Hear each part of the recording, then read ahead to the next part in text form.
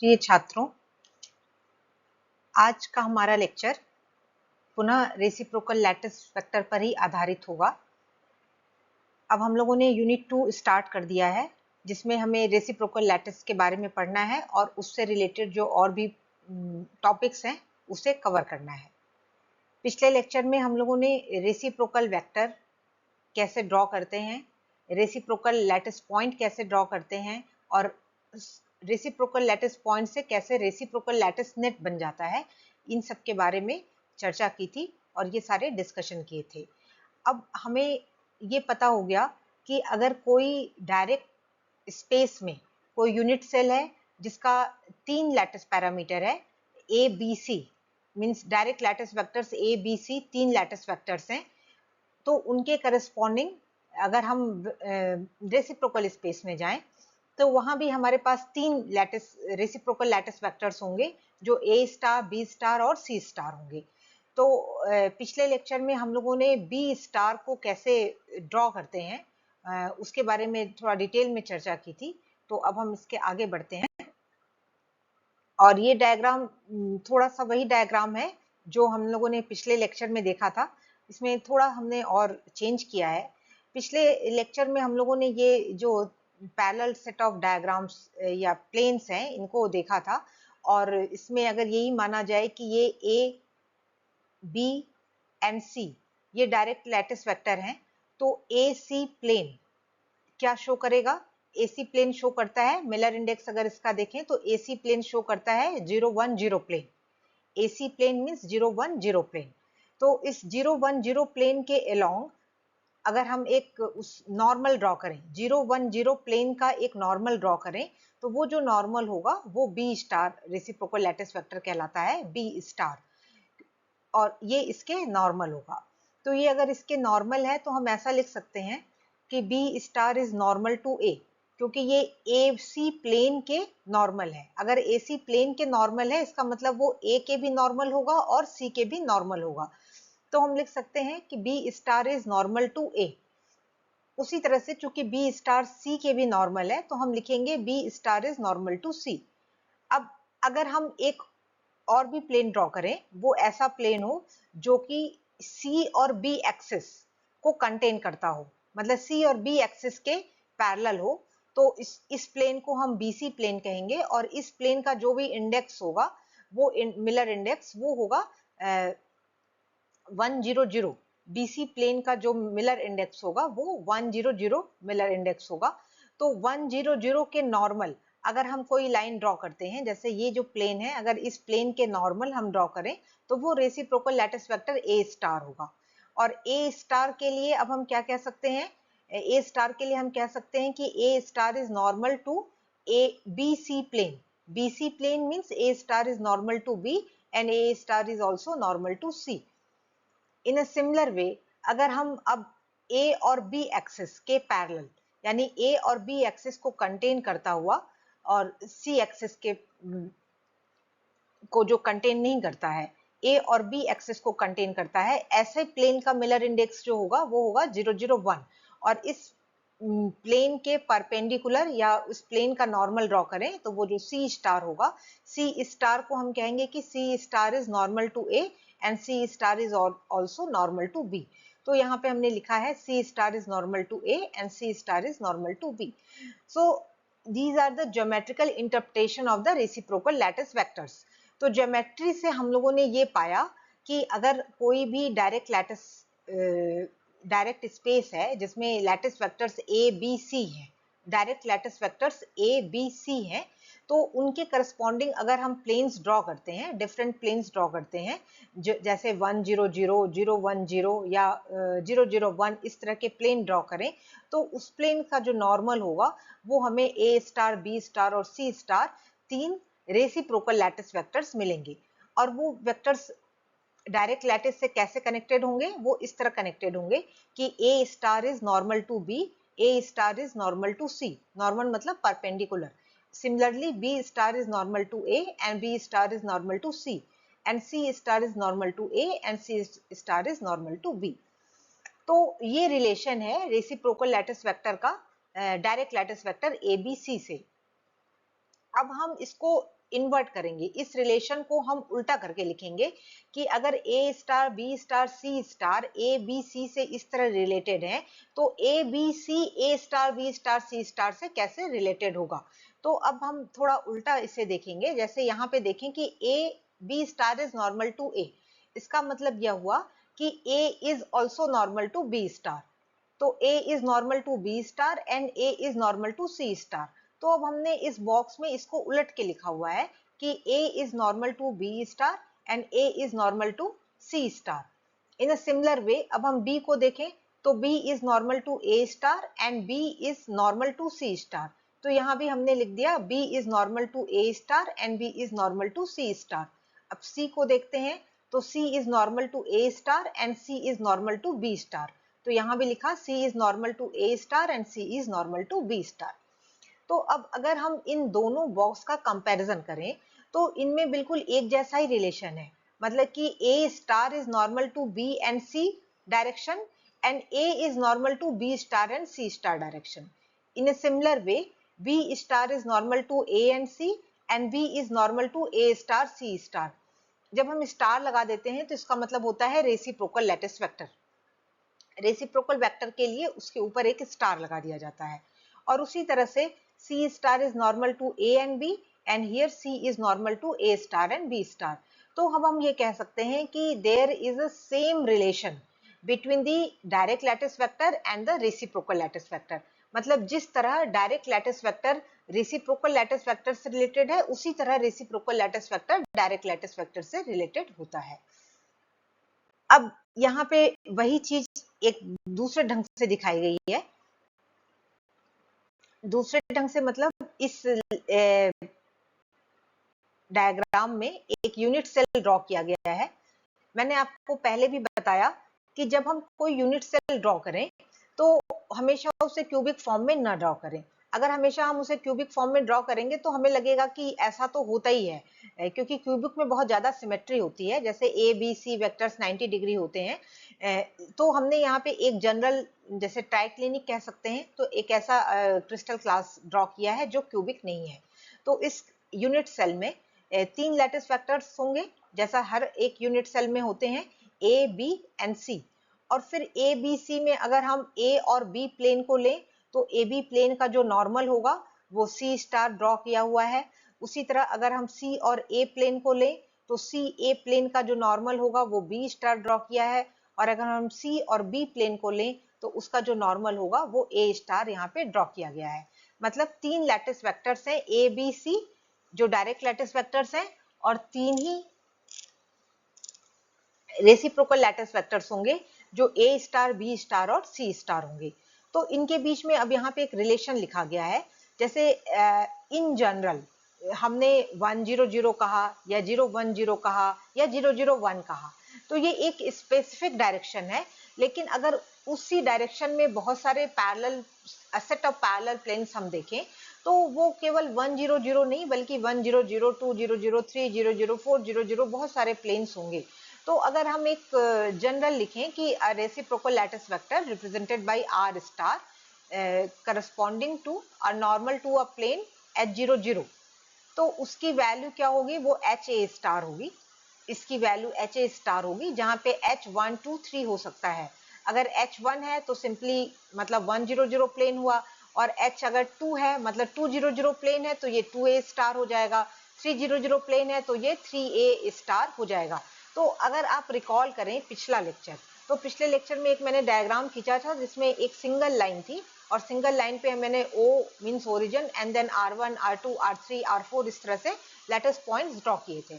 तो वो lattice point कैसे थे, OR1 अगर मान लीजिए उसकी कुछ वैल्यू है तो OR2 की जो वैल्यू होगी वो उसकी डबल हो जाएगी, OR3 की वैल्यू उससे ट्रिपल हो जाएगी, मतलब पहले वाले से ट्रिपल हो जाएगी। तो इस तरह से हम इसको लिख सकते हैं। उसी तरह से अगर कोई 0K0 प्लेन है तो उसके लिए KB स्टार होगा, जहां पे अगेन K 1 2 3 4 एक्सेट्रा हो सकता है। और अगर 00L ले तो वहां पे LC स्टार होगा, जहां पे L अगेन 1 2 3 हो सकता है। और अगर हम एक जनरल लिखें, ये तो स्पेसिफिक डायरेक्शंस हो गए, ये बहुत ही स्पेसिफिक डायरेक्शन है एलोंग दी 100 डायरेक्शन 200 डायरेक्शन, बहुत ही स्पेसिफिक डायरेक्शन है। पर अगर हम एक जनरल रेसिप्रोकल लैटिस वेक्टर लिखें, जैसे यहाँ पे लिखा है R star HKL, R star HKL क्या शो कर रहा है? वो ये शो कर रहा है कि किसी डायरेक्ट लैटिस में अगर कोई प्लेन है जिसका मिलर इंडेक्स HKL है, तो उसका नॉर्मल रेसिप्रोकल लैटिस वेक्टर क्या होगा? जो नॉर्मल लैटिस वेक्टर होगा, रेसिप्रोकल लैटिस वेक्टर, उसको हम रिप्रेजेंट करेंगे R स्टार HKL से रिप्रेजेंट करेंगे, और उसको हम लिखेंगे HA star plus KB star plus LC star, जहां HKL की वही वैल्यू होगी जो यहाँ पे HKL की वैल्यू है।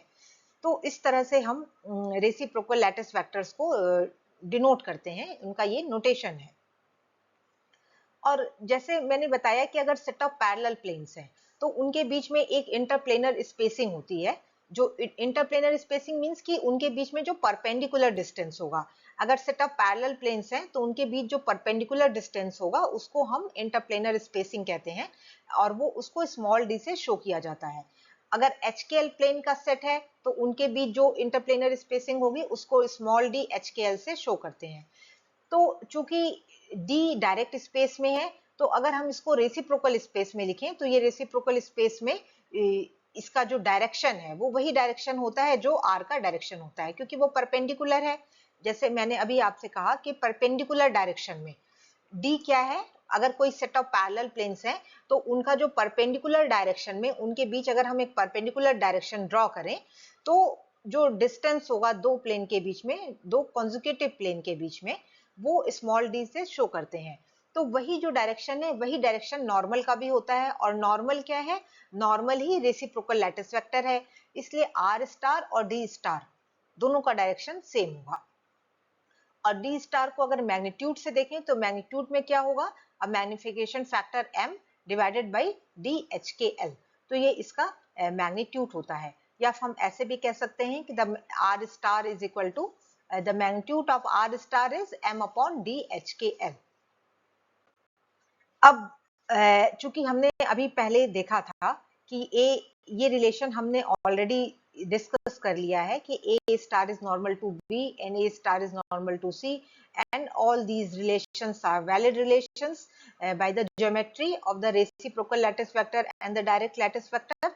तो अब अगर दो वेक्टर नॉर्मल हैं तो उनका जो डॉट प्रोडक्ट होगा वो 0 होगा, क्योंकि डॉट प्रोडक्ट अगर दो वेक्टर मान लीजिए A और B हैं, अगर हम उनका डॉट प्रोडक्ट लिखते हैं तो it is AB cos theta.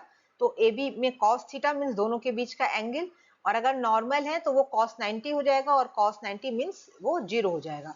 तो ये रिलेशन भी एग्जिस्ट करता है कि कोई भी एक रेसिप्रोकल लैटिस वेक्टर किसी दूसरे डायरेक्ट लैटिस वेक्टर से अगर उसका हम डॉट प्रोडक्ट लेंगे तो वो 0 होगा। A star dot B is equal to 0, A star dot C is equal to 0, in a similar way B star dot A is equal to 0, B star dot C is equal to 0, लेकिन A star dot A 0 नहीं होगा, इसको हम लोग आगे देखेंगे। तो यहाँ पे हमें 6 रिलेशन मिलेंगे ऐसे, और 3 रिलेशन और होंगे जो A star dot A, B star dot B and C star dot C होगा। उसकी वैल्यू क्या होगी ये हम लोग अभी आगे देखेंगे। तो फिलहाल हमें ये भी पता चलता है कि डायरेक्ट लैटिस वेक्टर में और रेसिप्रोकल लैटिस वेक्टर में ये रिलेशन भी एग्जिस्ट करते हैं कि अगर उनका जो डॉट प्रोडक्ट होगा, मतलब सेम काउंटर पार्ट अगर हम ना लें तो वो डॉट प्रोडक्ट 0 हो जाता है। अब इसके बाद अभी तक हमने जो भी डिस्कशन किया वो ज्योमेट्रिकल डिस्कशन था, मतलब कि ज्योमेट्रिकली हम देख रहे थे कि रेसिप्रोकल लैटिस वेक्टर का डायरेक्ट लैटिस वेक्टर से क्या रिलेशन होता है, ज्योमेट्रिकली क्या रिलेशन होता है, कि वो नॉर्मल होता है, क्या पैरेलल होता है, वो सारी चीजें हमने डायग्राम बना के ज्योमेट्रिकली जज किया। अब हमें क्या करना है, नेक्स्ट स्टेप में हमें अब मैथमेटिकल रिलेशन निकालना है कि डायरेक्ट लैटिस वेक्टर्स जो ABC हैं और रेसिप्रोकल लैटिस वेक्टर्स जो A star, B star, C star है, उनके बीच में मैथमेटिकल रिलेशन क्या होगा। तो उसके लिए अब हम आगे बढ़ते हैं, और यहाँ पे एक अगेन हमने एक यूनिट सेल ड्रॉ किया है। इस यूनिट सेल में जो 3 लाइंस हैं, मतलब 3 एजेस हैं, इसके जो 3 एजेस हैं, मतलब ये A, इसको O को ओरिजिन हमेशा मानते हैं, तो O ये ओरिजिन है, जो 3 एजेस हैं एक दूसरे के साथ जो जुड़ी हुई हैं, जैसे OA, OB एंड OC, अगर ये 3 एजेस, ये एक पैरेललोपाइप्ड है, अगर 3 एजेस 3 डायरेक्ट लैटिस वेक्टर को रिप्रेजेंट करती है, मतलब OA, OB, OC, these are A vector, B vector and C vector respectively. जैसे हम कहते हैं ना डायरेक्ट स्पेस में 3 लैटिस वेक्टर होते हैं A, B, C, तो अगर ये जो पैरेललोपाइप्ड है ये अगर A डायरेक्शन, B डायरेक्शन और C डायरेक्शन को ये रिप्रेजेंट कर रहा है, तो ऐसे पैरेललोपाइप्ड का वॉल्यूम क्या होता है? वॉल्यूम होता है area of the base, area of the base जो कि ये शेडेड एरिया है, एंड देन द हाइट। तो हाइट, ये अगर हम इसको OC को लेंगे तो OC हाइट नहीं हुआ, OC तो एक डायरेक्शन है। अब हाइट का मतलब कि इनके बीच ये जो दो प्लेन्स हैं, मतलब ये प्लेन और इसके ऊपर जो दूसरा प्लेन है, ये दोनों पैरेलल प्लेन होंगे, तो इनके प्लेन में परपेंडिकुलर डिस्टेंस कितना है वो हाइट कहा जाता है। OC हाइट नहीं है। अगर ये क्यूबॉइड होता, मतलब क्यूबिक सिस्टम होता, तो क्यूबिक सिस्टम में ये OC हाइट होता, लेकिन इसमें ये हाइट नहीं है। हाइट के लिए हमें एक परपेंडिकुलर ड्रॉ करना पड़ेगा, जो ये OR वेक्टर ड्रॉ किया गया है। तो इस प्लेन का मतलब ये जो प्लेन है, जो शेडेड प्लेन है, बेसल प्लेन है, इसका अगर हम नॉर्मल ड्रॉ करें या इस पे परपेंडिकुलर ड्रॉ करें, तो ये जो हाइट OR जो है वो इसकी हाइट को रिप्रेजेंट करता है। तो इसका वॉल्यूम क्या होगा? इसका वॉल्यूम होगा, V मीन्स द वॉल्यूम, तो वॉल्यूम हो गया area of the shaded base and the height which is OR, A dot OR, ये इसका एरिया वॉल्यूम होता है। और एरिया कैसे निकालते हैं? अगर दो वेक्टर A एंड B है, मतलब ये A वेक्टर और ये B वेक्टर है, तो ऐसे जो पैरेललोग्राम बनेगा, इसका जो एरिया होगा that will be represented by A cross B। इसका एरिया होता है A क्रॉस B। तो A क्या है? ये डायरेक्ट लैटिस वेक्टर है, और B क्या है? B भी डायरेक्ट लैटिस वेक्टर है। तो A क्रॉस B इसका एरिया हो गया। और अब वॉल्यूम क्या होगा? वॉल्यूम को अब हम लिखें तो वॉल्यूम होगा, एक तो हम इसका वॉल्यूम दो तरह से लिख सकते हैं। एक वॉल्यूम आपने पहले कहीं पढ़ा होगा कि अगर तीन वेक्टर A, B, C हैं जो एजेस को रिप्रेजेंट करते हैं, तो इनका जो वॉल्यूम होता है वो स्केलर ट्रिपल प्रोडक्ट होता है A dot B cross C, या इस केस में जो हमने डायग्राम खींचा है इसमें ये C dot A cross B हो जाएगा। वो साइक्लिक होता है, A dot B cross C कहें या B dot C cross A कहें या फिर C dot A cross B कहें, तीनों की वैल्यू बराबर होती है। ये आपने कहीं वेक्टर अलजेब्रा में पढ़ा होगा, शुरू में ही पढ़ा होगा, मैकेनिक्स में हो सकता है पढ़ा हो। तो स्केलर ट्रिपल प्रोडक्ट इसे कहते हैं। तो वॉल्यूम जो होता है वो स्केलर ट्रिपल प्रोडक्ट होता है। तो वॉल्यूम को हम यहाँ दो तरह से लिखेंगे। एक तो वो जो स्केलर ट्रिपल प्रोडक्ट है, मतलब कि अगर कोई एक पैरेललोपाइप्ड है और उसमें तीन डायरेक्शंस जो हैं वो A वेक्टर, B वेक्टर और C वेक्टर हैं, तो उसके वॉल्यूम को स्केलर ट्रिपल प्रोडक्ट से रिप्रेजेंट करते हैं which is C dot A cross B। और दूसरा हम वॉल्यूम इस तरह से निकाल रहे हैं, और इस तरह से अगर हम निकालेंगे तो एरिया हो गया A cross B dot D001। ये क्या रिप्रेजेंट करेगा? ये O001 क्या रिप्रेजेंट कर रहा है?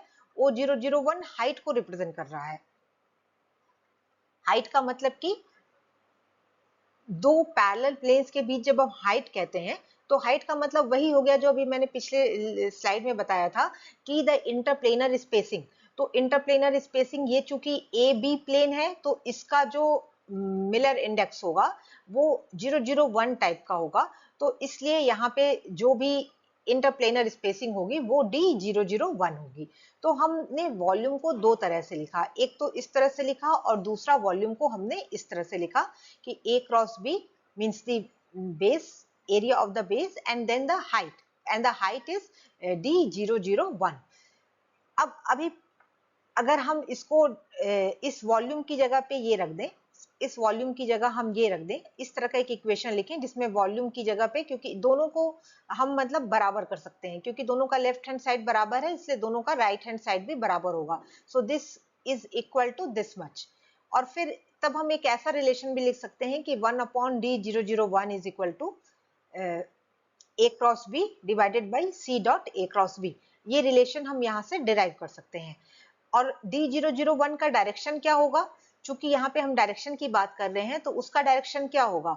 वो डायरेक्शन एक unit vector along the normal, मतलब कि OR डायरेक्शन में जो यूनिट वेक्टर होगा वो इसका डायरेक्शन होगा। तो उसको हमने बस यूं ही लिख दिया n star vector. n star vector क्या है? n star is a unit vector along OR direction.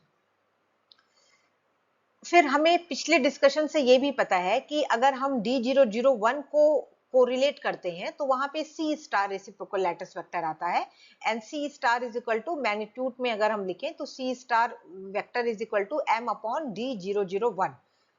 C star is equal to m upon D001।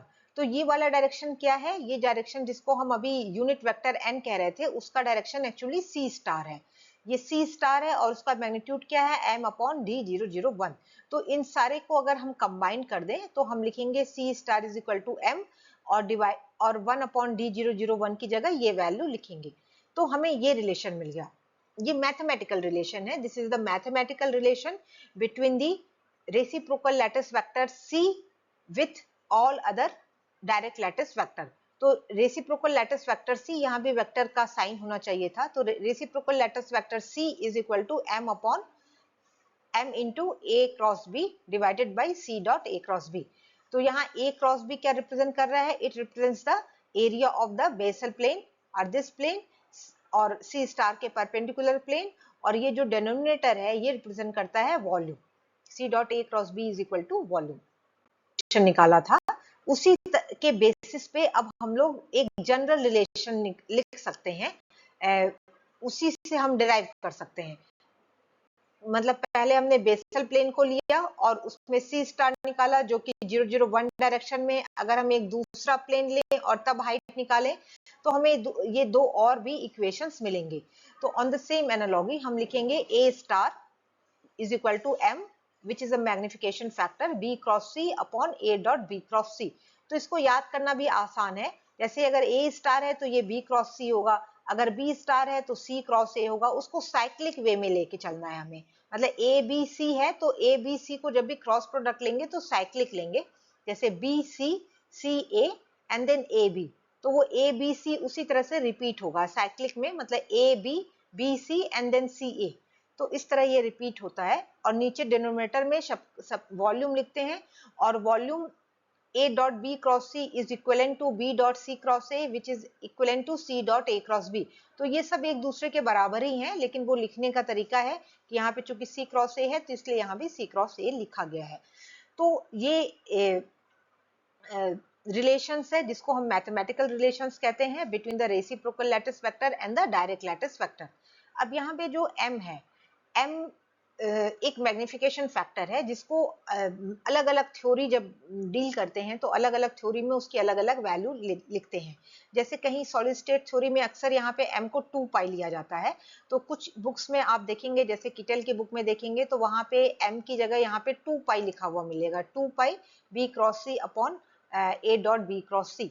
किसी किसी जगह पे आपको m की वैल्यू केवल 1 दिखाई देगी, तो अगर m की वैल्यू 1 रखें तो ये इक्वेशंस डिराइव कर सकते हैं। और कहीं पे m की वैल्यू लैम्डा भी होती है, जैसे जब इवॉल्व कंस्ट्रक्शन करते हैं तो वहां पे m की वैल्यू लैम्डा भी होती है। तो इस तरह अलग अलग m की वैल्यू लेते हैं अलग अलग थ्योरी के हिसाब से। पर जब आप डेरिवेशन करें तो डेरिवेशन में आप ये ध्यान रखें, आगे अभी जब हम लोग रेसिप्रोकल लैटिस निकालेंगे तो वहां भी इन सब की जरूरत पड़ेगी कि जहां आपने डिफाइन किया, अगर डिफाइन करते समय आपने m को 2 पाई लिया तो फुल डेरिवेशन में m को 2 पाई लेके ही चलेंगे। ऐसा नहीं कि हमने डेफिनेशन में यहाँ पे 2 पाई लिखा और उसके बाद जब हम कुछ और डेरिवेशन कर रहे हैं तो 2 पाई को रिमूव कर दिया। या अगर हम m इज इक्वल टू 1 लेके चल रहे हैं तो हमेशा through out the discussion m को 1 लेके ही चलेंगे। तो जो भी बाय द डेफिनेशन जो भी चीज शुरू में डिफाइन किया है m की वैल्यू, उसी वैल्यू को लेते हुए हमें आगे पूरा अपना डेरिवेशन ले जाना होगा। तो इस चीज का आपको ध्यान रखना है। अब यहीं से हम इन इक्वेशंस को अगर हम देखें तो इन इक्वेशन से ही हम ऐसा भी निकाल सकते हैं, ये रिलेशन हमें मिलेगा, उससे हमें रिलेशन मिलेगा a स्टार डॉट a। अब यहाँ पे देखिए अगर a स्टार डॉट a लिखें तो ये a dot b cross c हो जाएगा और यहाँ भी a dot b cross c है। इन इक्वेशंस में देखें जहां m इज इक्वल टू 1 है, तो a स्टार डॉट a अगर हम लेते हैं तो 1 आएगा। उसी तरह से अगर हम b स्टार डॉट b लिखेंगे तो वो भी 1 आएगा, और c स्टार डॉट c लिखेंगे तो वो भी 1 आएगा। तो ये रिलेशंस जो अभी पिछले स्लाइड में हमने क्या देखा था कि a star dot b is equal to 0, a star dot c is equal to 0 या b star dot a is equal to 0, तो जहां पे दो सिमिलर नहीं है वहां पे अगर उनका हम डॉट प्रोडक्ट लेते हैं किसी एक रेसिप्रोकल लैटिस वेक्टर का किसी डायरेक्ट लैटिस वेक्टर से, तो वो 0 हो जाता है। लेकिन अगर उनके काउंटर पार्ट का ही हम डॉट प्रोडक्ट लें तो वो 1 आएगा। और अगर मान लीजिए यहाँ पे हमने m लिखा हुआ है तो वो 1 नहीं, वो 2 पाई, मतलब वो m आ जाएगा। m की जगह अगर हम 2 पाई लेके चलेंगे तो ये 1 नहीं आएगा बल्कि वो 2 पाई आएगा। तो m की जो भी वैल्यू है वो वैल्यू यहाँ पे आएगी। अगर इन इक्वेशंस को देखें तो यहाँ पे m आएगा, अगर इन इक्वेशंस को देखें तो यहाँ पे 1 आएगा, और अगर हम m की वैल्यू 2 पाई लें तो ये 1 की जगह पे 2 पाई आएगा। अब जैसा ये रिलेशंस है, अभी पिछले स्लाइड में हम लोगों ने डिस्कस किया कि जो रिलेशन a स्टार का b और c से होता है उसी तरह का रिलेशन a का b स्टार c स्टार से भी होता है। तो इसी तरह के इक्वेशंस हम और भी लिख सकते हैं, वो मैंने यहाँ लिखा नहीं है पर इसको आप समझ लीजिए कि जैसे हमने ये डेफिनेशन दिया यहाँ पे मैथमेटिकल रिलेशन में कि a star is equal to m, या यहाँ पे आ जाइए a star is equal to b cross c divided by a dot b cross c। उसी तरह अगर हम a लिखें तो हम लिखेंगे a is equal to b star cross c star divided by a star dot b star cross c star. मतलब कि अगर इस साइड में रेसिप्रोकल वेक्टर है तो यहाँ पे डायरेक्ट वेक्टर है, और अगर इस साइड में हमने डायरेक्ट वेक्टर लिखा तो यहाँ पे जो भी वेक्टर्स होंगे वो रेसिप्रोकल वेक्टर हो जाएंगे। तो रेसिप्रोकल वेक्टर का डायरेक्ट वेक्टर से जो रिलेशन है बिल्कुल सेम रिलेशन होता है डायरेक्ट वेक्टर का रेसिप्रोकल वेक्टर से। तो ये 3 सेट्स ऑफ इक्वेशंस आप और भी लिख सकते हैं।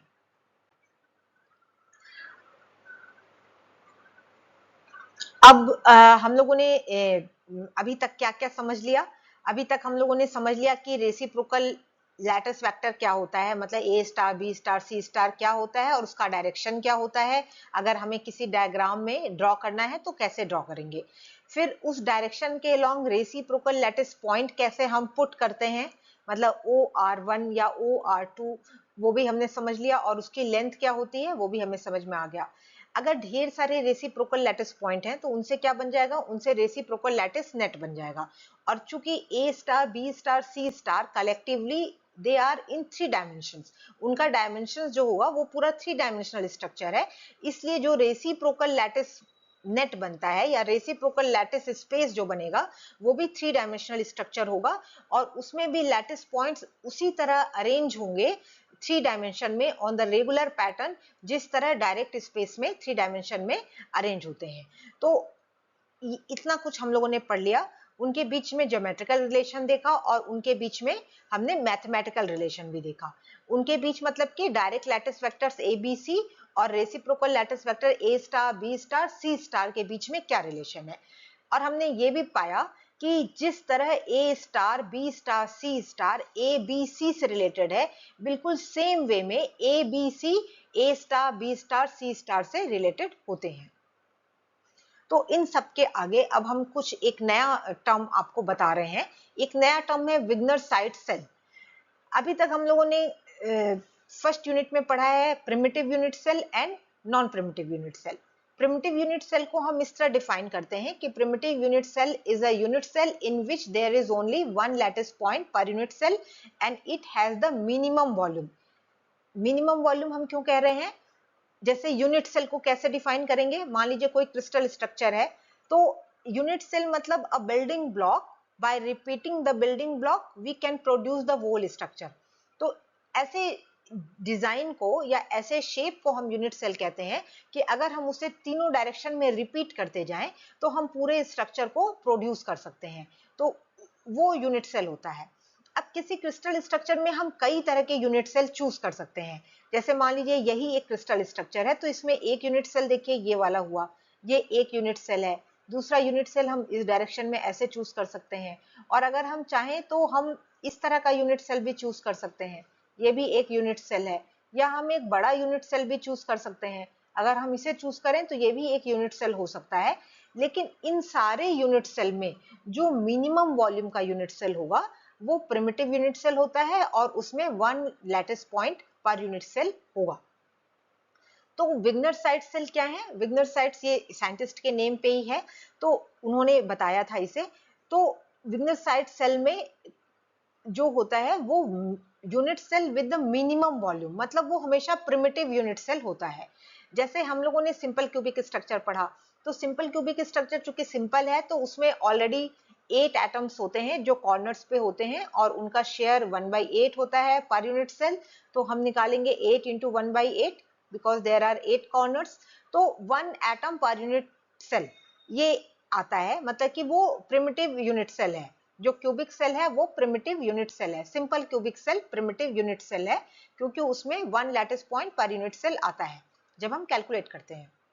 लेकिन जब हम एफसीसी स्ट्रक्चर देखते हैं, फेस सेंटर्ड क्यूबिक स्ट्रक्चर देखते हैं, तो वहां पे 4 lattice point per unit cell है, और वो 4 lattice point per unit cell मतलब कि it is a non primitive unit cell, तो वो नॉन प्रिमिटिव है। लेकिन एफसीसी स्ट्रक्चर में से भी अगर हम प्रिमिटिव निकालें तो वो विग्नर साइट सेल होगा एफसीसी स्ट्रक्चर का। अभी तक हमने जो एफसीसी स्ट्रक्चर देखा, जैसे सोडियम क्लोराइड स्ट्रक्चर देखा, तो हमने उसके प्रिमिटिव यूनिट सेल की बात नहीं की थी, हमने उसके नॉन प्रिमिटिव यूनिट सेल की बात की थी, क्योंकि हमने उसमें एक्स्ट्रा एटम्स पुट किए, और एक्स्ट्रा एटम्स पुट करने के बाद जो 4 lattice point per unit cell बना उसको हमने डिस्कस किया या उसको हमने देखा। लेकिन उसी स्ट्रक्चर में, इन द सेम स्ट्रक्चर, अगर हम अपना यूनिट सेल इस तरह से ड्रॉ करें, मतलब पॉइंट्स तो सारे वही रहेंगे, ऐसा नहीं है कि हम उसमें से 4 lattice points per unit cell हैं तो हम कुछ को रिमूव करेंगे, रिमूव नहीं करेंगे जितने, क्योंकि वो एफसीसी स्ट्रक्चर है तो वहां पे 4 ही होंगे, क्योंकि कॉर्नर्स पे भी होंगे, और 8 कॉर्नर्स पे एक एक एटम होगा, और जो 6 फेसेस हैं उनके मिडिल में भी एक एक पॉइंट होगा जो एक्स्ट्रा पॉइंट है, जो इसको हम सेंटरिंग कहते हैं, ऑल फेस सेंटर्ड, वो एफसीसी स्ट्रक्चर है। तो हम कोई भी पॉइंट रिमूव नहीं करेंगे वहां से, लेकिन उसी स्ट्रक्चर के बीच में से अगर हम एक अलग ही तरह का यूनिट सेल ड्रॉ करें जो कि प्रिमिटिव हो, मतलब उस यूनिट सेल में केवल 1 lattice point per unit cell हो, तो ऐसा जो यूनिट सेल निकलेगा वो विग्नर साइट सेल कहलाएगा। तो किसी भी स्ट्रक्चर में, चाहे वो एफसीसी हो, चाहे वो एचसीपी हो, या वो बीसीसी हो, जो बेसिकली नॉन प्रिमिटिव नेचर के हैं, लेकिन उसी नॉन प्रिमिटिव नेचर में अगर हम एक अलग ढंग का यूनिट सेल ड्रॉ करें जो कि जिसमें 1 lattice point per unit cell हो, तो उसको हम कहते हैं विग्नर साइट सेल। और ये जो विग्नर साइट सेल होते हैं वो मिनिमम वॉल्यूम वाले यूनिट सेल होते हैं। अब विग्नर साइट सेल को ये सारी चीजें अभी हमने आपको डेफिनेशन बताया। अब ये हमने यहाँ पे लिखा है स्टेप्स फॉर कंस्ट्रक्शन, मतलब विग्नर साइट सेल को कैसे ड्रॉ करेंगे।